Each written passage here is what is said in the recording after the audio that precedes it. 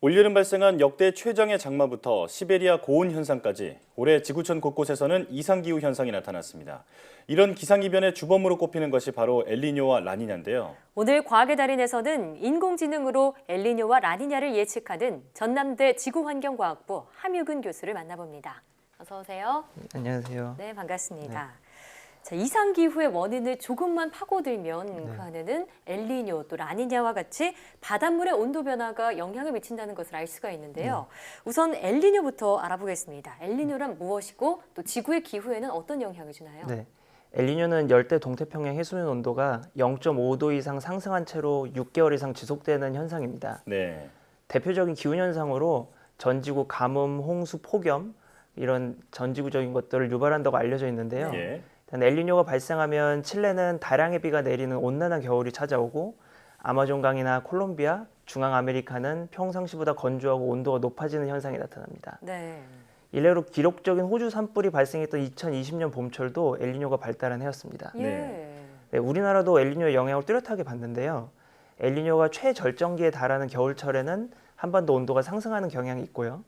그리고 엘니뇨가 발달하고 있는 가을철의 강수량은 감소하는 경향이 나타납니다. 네.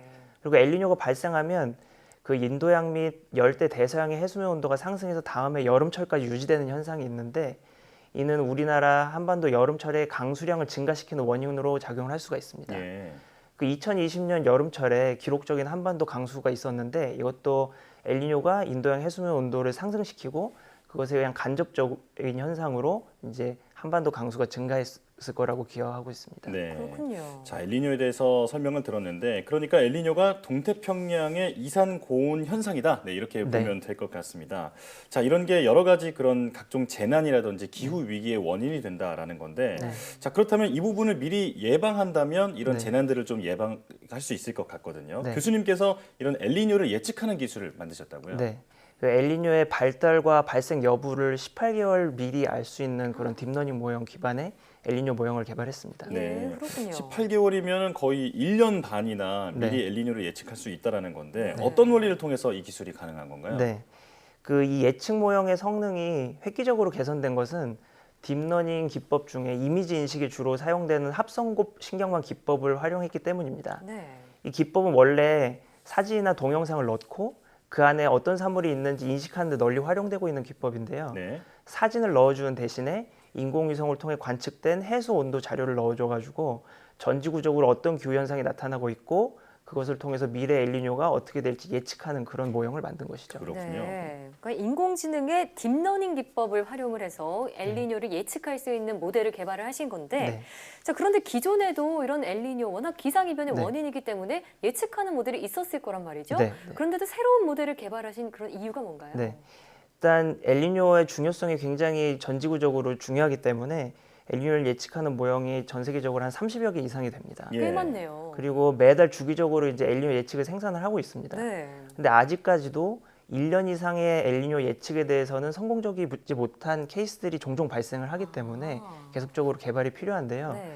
예를 들어서 2014년 봄철 당시에 그해 겨울에 엘니뇨가 올지 말지 예측했는데 대부분의 모형이 굉장히 강한 엘니뇨가 올 것이다. 그 당시에 그렇게 예측을 했었고 예. 결과적으로는 이제 대부분의 모형이 예측에 틀린 그런 케이스가 있었죠. 엘니뇨가 안 왔군요. 네, 네, 안 왔습니다. 그렇군요. 네. 네. 그래서 이것은 이제 대부분의 그 전지구 모형들이 아직까지는 이 1년 이상 예측에 대해서 좀 예측하는 성능이 좀 떨어진다. 네. 그래서 계속적으로 개발할 필요가 있다.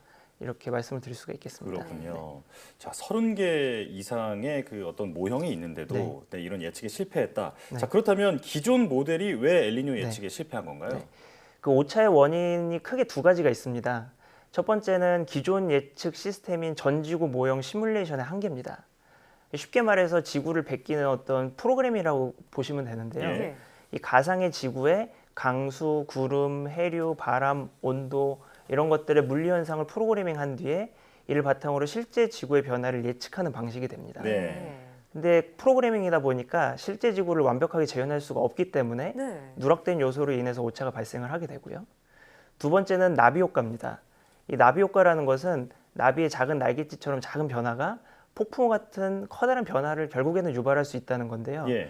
실제 지구와 가상의 지구의 차이가 초기에는 크지 않다고 하더라도 예측이 진행되면서 이 차이가 점점 벌어지고 일정 시간이 지나면 예. 실제 지구와 가상의 지구의 어떤 모의의 능력의 차이가 그 예측을 하는 것 자체가 무의미하게 되는 그런 순간이 오게 되는 것이죠. 그렇군요. 예.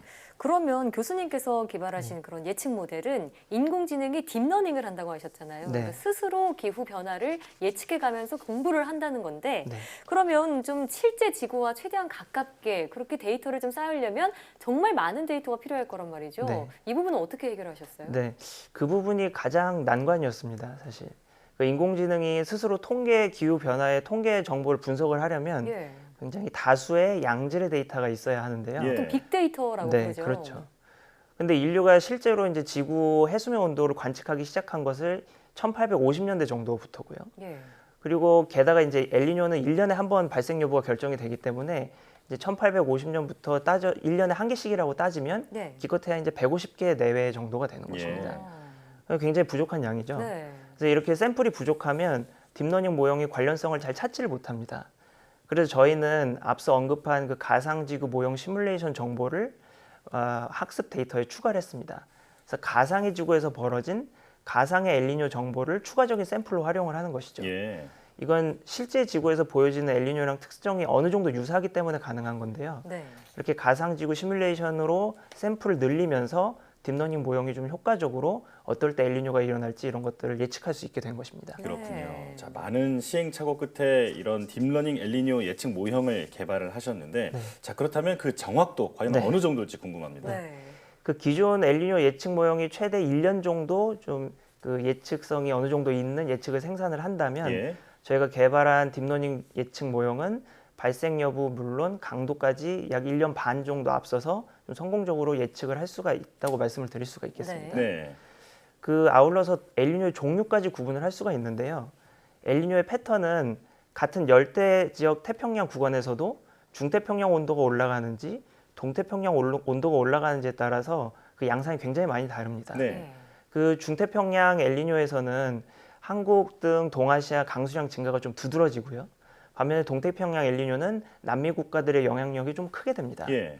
그 저희가 개발한 딥러닝 모형은 동태평양 엘니뇨가 올지 중태평양 엘니뇨가 올지 예. 둘이 섞인 패턴이 올지 이렇게 오. 세 종류의 엘니뇨를 구분하는 데 있어서도 한 66%에서 70% 정도 다른 모형보다는 월등하게 높은 정확도를 보였습니다. 그렇군요. 네, 그러니까 최대 70%의 정확도 네. 정말 높은 정확도인데 이 인공지능이 해수면의 온도가 올라가는 엘니뇨 현상뿐만이 네. 아니라 라니냐가 오는 것까지 네. 예측할 수 있다고 들었습니다. 네, 네. 일단 여기서 라니냐는 무엇이고요? 또 네. 그리고 가장 궁금한 건 올겨울에 엘니뇨가 네. 올까요? 라니냐가 올까요?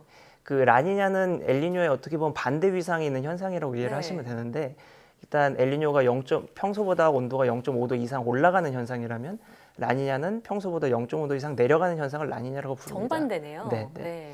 그 올해 겨울 같은 경우에는 이제 라니냐가 올 것으로 이제 저희가 예측을 하고 있고요. 네. 예. 저희가 이제 작년 겨울철부터 올해 겨울에 그러니까 약 한 1년 전부터 이제 라니냐가 올 수 있는 가능성이 있다. 이제 딥러닝 모형에 그렇게 예측을 하고 있었고요. 예. 그리고 실제 지금 그 9월, 10월, 11월 이제 넘어가고 있는데 이 해수면 온도의 발달 과정을 보면 라니냐가 잘 발달하고 있는 것을 좀 확인을 할 수가 있거든요. 그럼 해수 온도가 내려가고 네. 있다는 뜻이죠? 네, 이제 내려가고 있는 현상이 지금 잘 관측이 되고 있습니다. 예. 그래서 어느 정도는 딥러닝 모형이 성공적으로 예측을 하고 있다 이렇게 말씀을 드릴 수가 있겠네요. 네. 네. 자, 2020년과 21년의 겨울철에는 라니냐가 예상된다. 네, 네, 이렇게 네. 정리할 수 있겠고. 네. 자, 현재 전 세계적으로 기후 변화가 정말 심각한 네. 상황이잖아요. 이런 기후 변화에 대응하기 위해서 국제 사회의 어떤 공조 노력이 필요할 것 같은데 어떤 의견이신지요? 네. 기후 변화는 1차적으로는 지구 온난화 상승으로 이뤄지는 지구의 온도 상승을 의미를 하는데 좀 더 넓게 보면 한 번도 겪어보지 않은 기후 시스템으로의 어떤 총체적인 변화를 의미를 하거든요. 예. 네. 그 세계 주요국 중에 기후 변화를 억제하기 위해서 가장 적극적으로 노력하고 있는 나라가 유럽 국가들입니다. 그 예를 들어 독일은 재생에너지 비율을 최근 몇 년간 급격하게 늘리는 등 기후 변화에 가장 적극적으로 노력을 하고 있습니다. 예. 전 세계 모든 나라가 독일에 준하는 혹은 독일보다 더 강력한 기후 변화 억제 정책을 좀 사용해야 된다고 개인적으로 생각합니다. 네. 네. 독일처럼 다른 나라들도 기후 변화에 적극적으로 노력해야 한다. 네. 이런 말씀 해주셨고요. 자, 그렇다면 기후 변화 대응을 위해서는 어떤 부분에 집중을 해야 할까요? 그 많은 분들이 조금 착각을 하고 계시는 것이 탄소 배출량만 원래대로 되돌리면 기후 변화 문제가 해결될 수 있을 거라고 생각을 하시는데 네. 사실은 그렇지 않습니다. 아, 그러면요? 네. 지금부터 배출되는 탄소량을 산업혁명 이전으로 확 낮춘다고 해도 네. 지구온난화 양상은 짧게는 수십 년, 길게는 수백 년까지 계속될 거라고 저희 기후학자들은 예측을 하고 있습니다. 네. 그 탄소 저감이 아주 근본적인 기후변화의 해결책이기는 하지만 이 저감만으로는 기후변화에 지금 제대로 대응을 할 수가 없는 상황이 된 것이죠. 그렇기 때문에 지구온난화로 인한 피해 양상을 잘 예측을 해야 됩니다. 예. 네. 그 아주 대표적인 예를 들어서 올여름 이제 이상 장마가 있었는데 그게 기후 변화로 인한 것인지 아닌 것인지에 대한 뭐 보도들도 많이 있었잖아요. 맞아요. 네. 예를 들어 뭐 올해 이상 장마와 기후 변화 관련이 있는 것이라면 이상 장마가 바로 내년에도 또 나타날 수가 있는 것이죠. 기후 변화가 계속 지속이 되고 있기 때문에. 그렇죠. 네. 그래서 저희가 이제 예산을 투입을 해서 대비를 해야만 하는 것이고 그렇지 않다면 확률상 2년 연속으로 그렇게 강한 장마가 올 확률은 많이 없거든요. 네. 그러면 이에 대비하는 것에 그렇게 우선순위를 두지 않아도 되는 것이겠죠. 네. 이런 식으로 여러 가지 나타나는 현상들이 기후변화로 인한 것인지 아닌지를 정확하게 예측하는 것이 좀 중요하다고 생각합니다. 예. 물론 이 탄소 저감 등의 이런 온실가스 네. 감축 노력도 정말 중요하지만 네. 이 지구온난화로 인한 피해를 미리 사전에 예측해서 네. 막으려고 하는 그런 노력 또한 중요하다 이런 네. 말씀이었고요. 자, 교수님께서 개발한 인공지능을 통해서 이 기후 변화를 예측하는 모델에 대한 얘기들 계속 들어봤는데요. 네. 마지막으로 교수님의 앞으로의 계획도 한 말씀 듣고 싶습니다. 그 엘니뇨는 열대 대양의 어떤 대표적인 기후 현상입니다. 예. 그 엘니뇨가 전지구적으로 영향을 많이 주는 그런 대규모 기후 현상임에는 분명하지만 인구가 상대적으로 많지 않은 열대 지역에서 나타나는 현상이다 보니까 아무래도 직접적인 활용이 어려운 것도 사실이죠. 예. 그래서 저희가 이제 지금 시도하고 있는 것은 중위도 기후 예측에 딥러닝 기법을 적용해서 활용도를 높이는 그런 연구를 계속을 하고 있습니다. 현재는 엘니뇨를 거쳐서 한반도 기후를 예측하는 이런 셈이 되는데 중위도 기후 예측 시스템을 만들면 우리나라 강수나 온도가 어떻게 될지 직접적으로 예측을 할 수가 있게 되는 것이죠. 네. 그리고 이제 기후변화 연구에도 딥러닝을 적용하고자 이제 계획을 하고 있는데요. 예. 여러 가지 가능한 딥러닝 기법들이 있습니다. 네. 그 중에서 하나가 이제 변화 시점 탐지 기법이라고 변화 시점이요. 네, 어떤 그 뭐 모션의 움직임이라든지 이런 것들이 언제 변하는지 이 자료들 가지고 이제 판단하는 기법인데 네. 예. 그런 딥러닝 기법을 기후변화에 활용을 하면 기후변화가 폭발적으로 가속화되는 시점이 언젠지 뭐 이런 것들을 예측할 수 있을 것으로 기대를 하고 있습니다. 예. 자, 오늘 엘니냐와 라니냐의 그 기후 변화 이 부분에 대한 예측 기술을 들어봤는데 기상 예측이 갈수록 어려워지고 있는 이런 시점에 지금 오늘 설명해 주신 이런 첨단 예측 기술들이 우리의 생명을 또 구하고 인류의 미래를 지키는 아주 중요한 역할을 하고 있다 이런 네. 생각이 들었습니다. 자, 지금까지 전남대학교 지구환경과학부 함유근 교수와 함께했습니다. 교수님 오늘 말씀 잘 들었습니다. 네, 고맙습니다. 감사합니다.